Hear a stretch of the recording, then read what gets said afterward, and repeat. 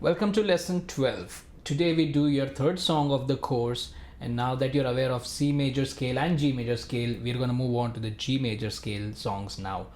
For those of you who guessed it from the previous video, the song we're doing is Happy Birthday. Just a disclaimer, Happy Birthday is sort of a public art information, so it's possible that you might see other arrangements by other people and different people just have different preferences.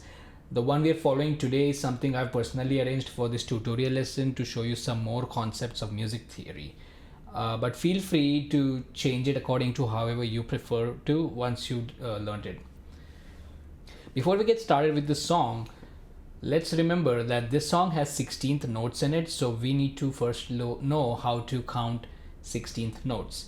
Before we do that, we need to know how to count 8th notes.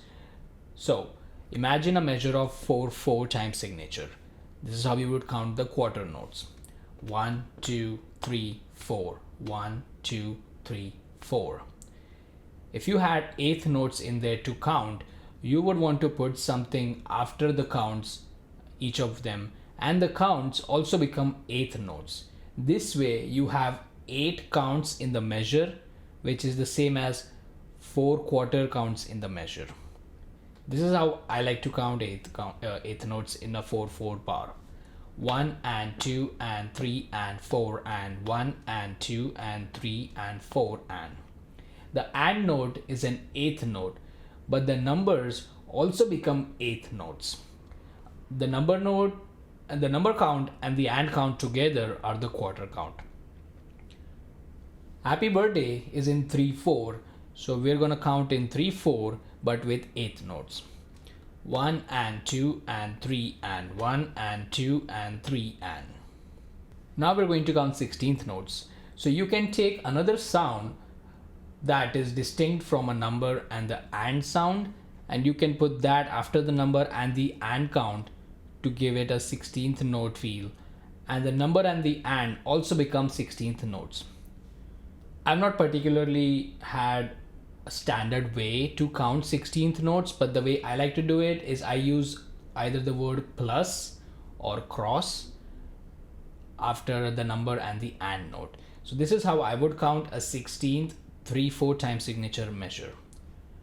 1 plus and plus 2 plus and plus 3 plus and plus 1 plus and plus 2 plus and plus 3 plus and plus.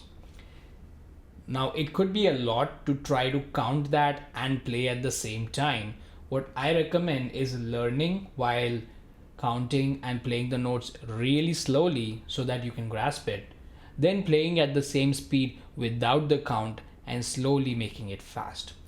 That way you build the intuition to know where the 16 counts fall. Let's take a look at the finger positions for this song. So far you've done 5 fingers on C, D, E, F, G for all the songs, and some exceptions where you have C, E, F, G, A on the right hand. We're going to do the same for G major with some movement over here. You're going to go back to the C, D, E, F, G on the right hand. On the left hand, you're going to move the whole hand to the G note. So it starts with G, so you'll have G, A, B, C, and D. On the right hand, you're going to move every finger 2 notes up. So you'll have C go to C sharp and D, D go to D sharp and E, E go to F and F sharp, F go from F sharp and G go from G sharp to A. So you have D, E, F sharp, G, A. This is going to be your starting position for this song, and then there are going to be some changes to the finger position. This song has the first bar which has notes coming in on the third count, and there's no notes on the left hand. So often you might see sheets that have the first bar with fewer notes than anticipated, and these bars are called count-in bars. These bars allow you to enter the song which actually starts on the second bar. In this case, you have notes on the right hand on the third count and forward only. Let's take a look at that one bar first. So we're going to go back to the C position And we're going to remember how we were counting 16th notes. So let's try that one more time. 1 and 1 plus and plus 2 plus and plus 3 plus and plus. Now remember, the notes on the first bar start on the third count. So when the number 3 comes into count, you're gonna play the D note. So 1 plus and plus 2 plus and plus 3 plus and plus. Now take a look at that bar again. The note that we just played is a dotted 8th note. Dotted notes are the note's original value plus half of its time value. So now you will have an 8th note plus a 16th note's worth of time in there. So you're gonna play that for 3 plus and the next plus is where you're gonna play the last 16th note of the bar. So 1 plus and plus 2 plus and plus 3 plus and plus. I'm gonna count the same and try to play the second bar also. In the second bar, all notes are quarter notes, so they will be on the number counts. So 1 plus and plus 2 plus and plus 3 plus and plus. That's the second bar on the right hand. So let's try playing bars 1 and 2 on the right hand, where I play the count in bar and the bar after that which has only quarter notes. 1 plus and plus 2 plus and plus 3 plus and plus 1 plus and plus 2 plus and plus 3 plus and plus. Now I'm going to try to play this at the same speed without the count.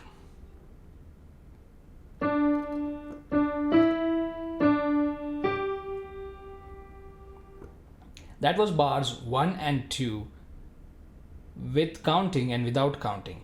Now that you can feel that intuition over there to play the 16th notes, I'm going to proceed with the rest of the song without counting as vigorously as I did just now, but I will let you know when you have to count and when it's that same portion again in the song. The left hand for this song is pretty simple, so we can get that out of the way. You're going to take your left hand to the position that we mentioned before. We have G, A, B, C and D.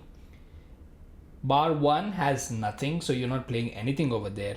Bar 2 has dotted half notes, which is the same length as 3/4 notes, because the half note is worth 2/4 notes and the half of that is 1/4 note. So you have effectively 3/4 notes. And now, since the song measures are 3/4, a dotted half note completely occupies the measure. So the second bar has the G major chord. You're going to play that for 3 counts. 1, 2, 3. That's bar number 2. Bar number 3 goes to a D7 chord, which is D, F sharp and C. But it's going to be hard to move from your original position to this one. So we will play an inversion where we, instead of this C note, we play this C note. Instead of this F sharp, we play this F sharp. So now the chord becomes F sharp, C and D. Still D7 chord, but with an inversion. So this is how we're going to switch between bars 2 and 3.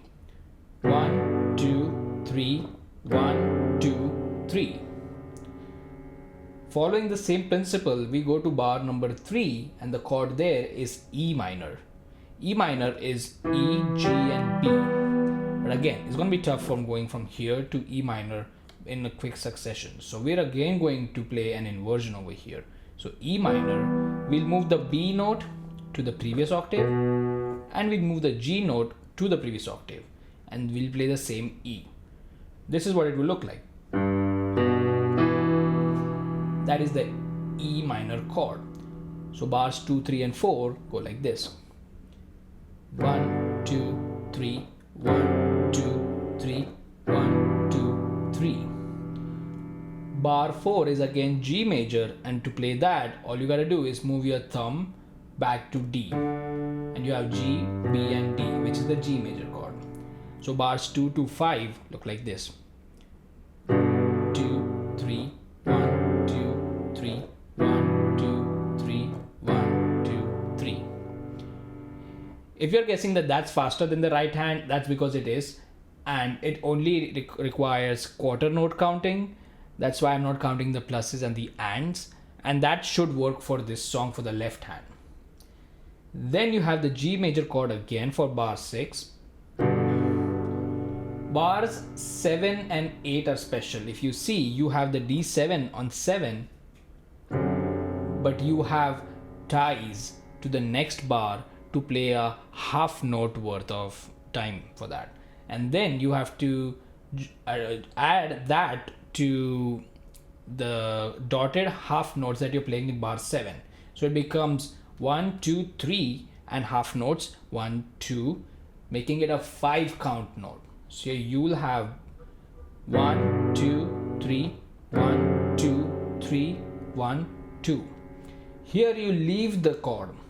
That's because bar 8 has a rest on count 3, telling you that nothing should be played in that portion.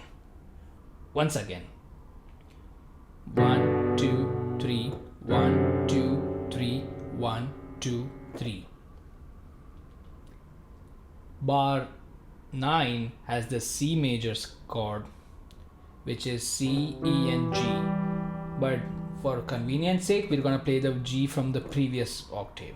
So this is a C major chord. So switching from D7, you have to take your thumb to E note and last finger to the G note.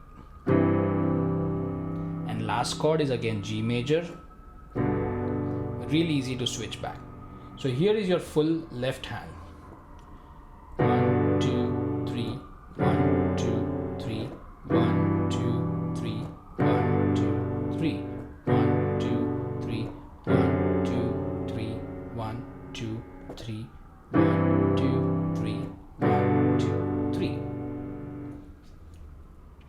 Let's go to the right hand. We go back to the position discussed before, and I'm going to play bar 1 without counting, so that you can try to get it right in division.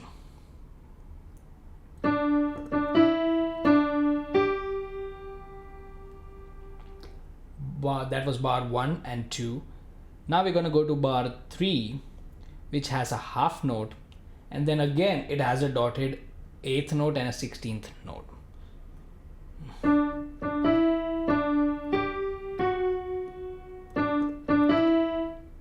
That was the end of bar 3. Bar 4 is again 3/4 notes. And then bar 5 is a half note. And then a dotted 8th note and a 16th note again. So that's bars 1 to 5.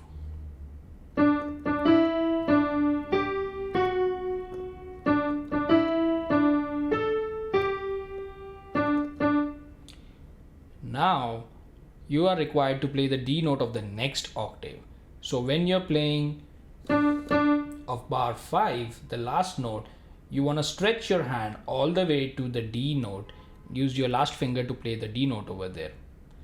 This is bar 6. Notice that I pulled my thumb also towards D instead of using other fingers over here. That's going to be useful in bars 7 and 8. One more time. Bar 7 is F sharp and E.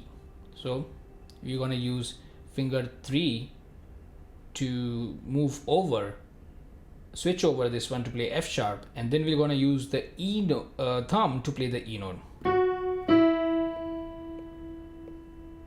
One more time.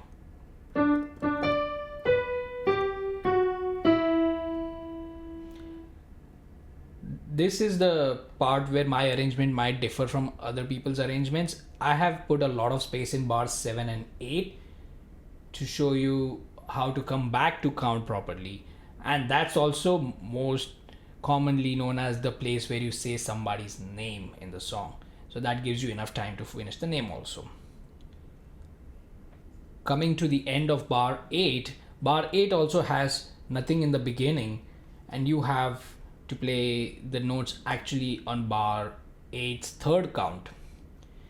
Let me correct myself. It's not nothing in the beginning. You just have ties for the E note in the previous bar all the way in here, and now you have to play the C note at count 3. So you will have 1 and 2 and 3 and notice that I counted in ands, but I played the 16th after I said the and.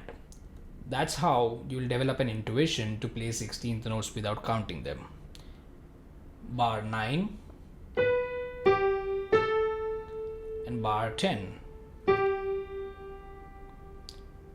The finger position from that long switch over here is changed a lot, but when you do the switching for the E note, now you have E thumb on E, and then you have 1 2 3 2 3 4 5 on G, A, B, C. This is the same finger position as you had in Twinkle Twinkle in Cafe Vienna for C major, where you skip one note after the thumb and the other notes follow through. Same thing, but you started with E. Once again, bar 8, 9 and 10.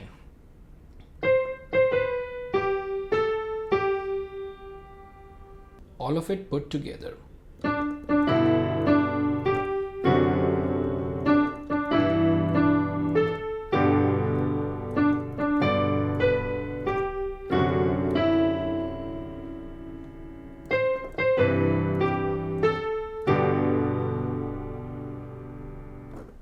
See you in the next lesson.